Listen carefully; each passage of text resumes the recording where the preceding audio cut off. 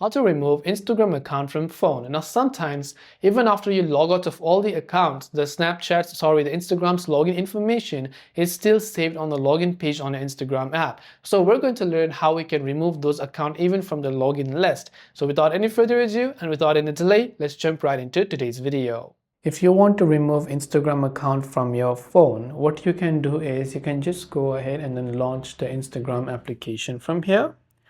And sometimes even if you log out of all the accounts on Instagram, so you tap the three lines icon there and you go to log out of all account, and then maybe you logged out of all account.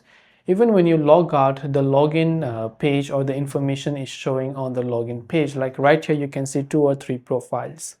Now to remove this account from the login page on Instagram, don't go and select these profiles. Instead, look for this 3 dots icon which will be on the top right hand side. In some cases, it will be like a gear settings icon. In some cases, it will be this 3 vertical dots icon or horizontal dots. So tap on it, then tap on remove profiles from this device. Then just tap on the remove button next to the accounts that you'd like to remove. And this way you will be able to go ahead and then remove the accounts on Instagram. That is all for this video. If you have got any questions, feel free to leave them down.